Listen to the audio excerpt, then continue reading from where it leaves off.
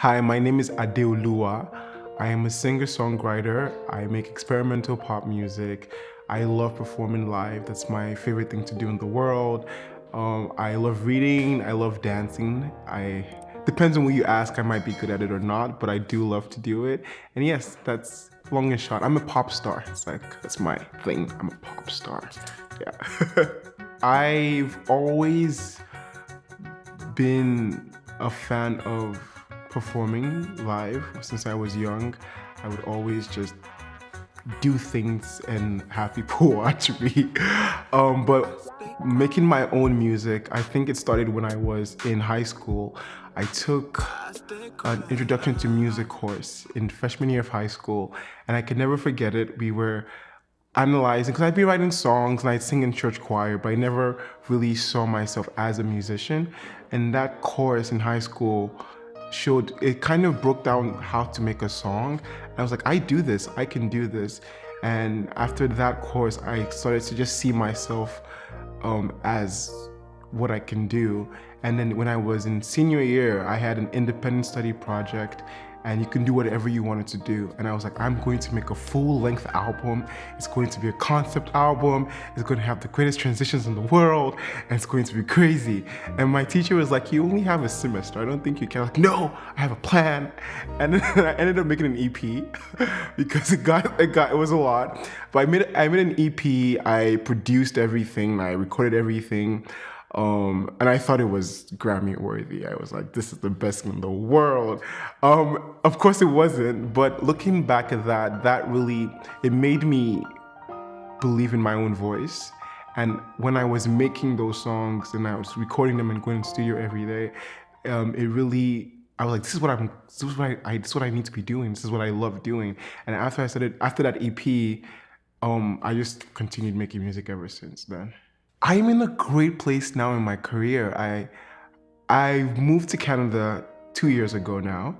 And before I moved, I was making music back home in my home country, Nigeria. And things were regular. I was kind of getting back into the swing of making music after I took some time off for school and work.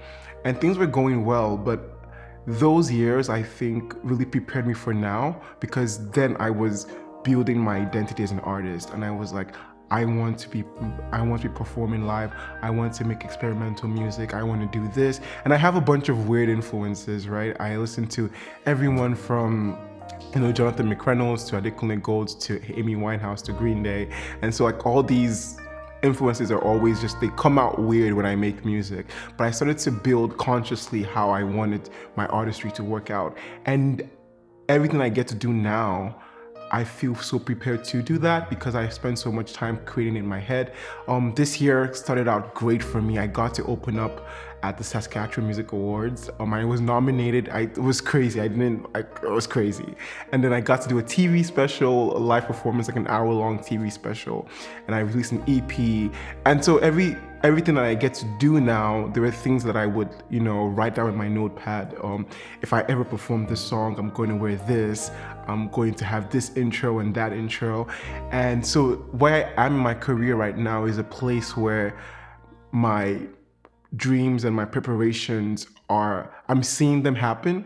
And it's making me appreciate more the importance of doing something while you're waiting. Because like before, I would get sometimes discouraged and disappointed that things were not turning out the way I wanted them to do, because I was putting so much work, and I still put in so much work, and like I wasn't seeing anything. But I didn't stop. I would just continue. And like now, whenever I get an opportunity to do something, I'm good to go, I'm ready to go. And so that's encouraging me now to keep preparing, because I don't know what's next.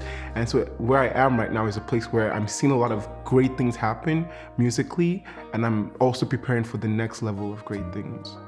I define success by knowing that it's a combination of two things. The first thing is that you are growing, you're challenging yourself. I think something is successful when it comes from hard work, and it comes from intention, and it comes from growing, but also doing something that allows you to be happy and allows you to not hate life. I think that's important for me, because for the longest time I thought that to be successful you had to deny yourself of certain simple things, and you have to stay up long hours and not sleep and be walking around with coffee in your stomach and angry at everybody because you want you have a specific vision. You have to be rude to people to get to that and whatever. And as I've grown, especially in this last year, because I've gotten to work with so many great people and I've gotten to push myself and push them, but I was able to do it from a place of love and ease, but still know that I was challenging myself. So I think it's important that success is not just you achieving an award and winning something or getting the streams that you get at all costs, but also doing that, putting the work for that, but also looking at yourself in the mirror in the morning, like, I'm happy, I'm healthy,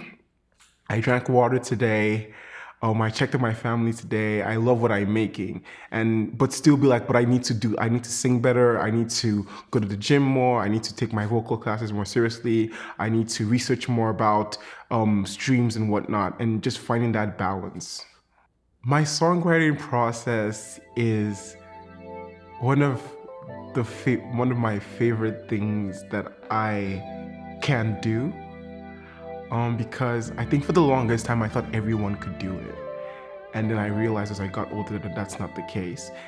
And my favorite thing about songwriting, for me personally, it's different for everybody, but for me, it's that I feel whenever I write a song, there is a spin, like a spinning wheel that goes through every single life experience, every single memory, every single thought place I've been, and it goes and it goes and it goes. Then it picks what it needs and drops it on my lap. Because there'll be times when I will write a song and not know what I'm writing about or where I got it from. It's like I hear it back or I listen to it again. So it's different every time, but what's the same is that it's taken from different things from my life and things that I've experienced.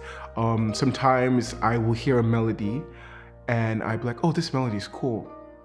And I will just like keep humming it to myself, and then the words will come and the song will be done. And there are other times when I have a notepad in my phone. I used to do it in a notebook, but now I have a phone that I put it in. And it's called Ideas. And I'll hear like a line. I think one line I've heard recently was graves to gardens or something. Like someone would say something, I'll hear something, I'll just write down the line, and I have like a whole note full of just lines.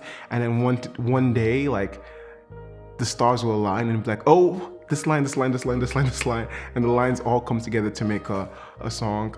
For me, songwriting is about telling stories. All my songs are stories to some extent.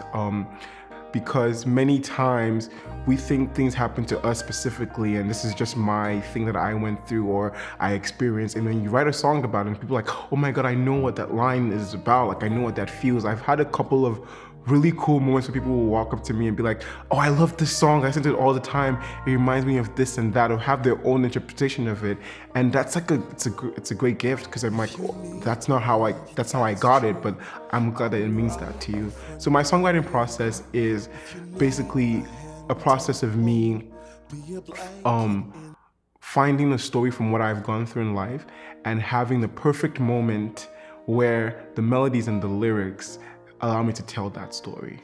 In my debut album, After Bells and Whistles, the last song on that album is called Those Days Are Gone. And that song, I wrote it over a span of years, from the idea to when I finished writing it. And it was about, me kind of growing up and realizing that memories change, but like newness does not mean bad. I should embrace it. And the song follows that journey of me being like, oh, I miss those old days, but like by the end, I'm like, actually, these new days are cool. I'm going to embrace them. And then I remember one of my friends randomly messaged me, and she said, actually, two people have messaged me about this song, and she was like, whenever she listens to it, that she tears up because it reminds her of her brother and how she never really gets to see him anymore. And I have another friend, which is weird because I don't really know the first person, but the second person is like a close friend of mine, like someone that knows me as like regular me, and he goes like, yeah, like we were driving, and it came up on his shuffle in his car, and he was singing out the words. I was like, whoa. And then he just told me about how like it reminds him of his mom, and like it just reminds him of his childhood and how things have changed because she lives in a different country. And I was like, whoa, that's wow. It was so cool to feel that one story had these different meanings to these different people. We'll be running through the night, fast cars, green lights, bangers flashing through my eyes, fireworks, you and I, royalty, you are my pride. Now love, Simba, be the hand that you can hold, love that's worth its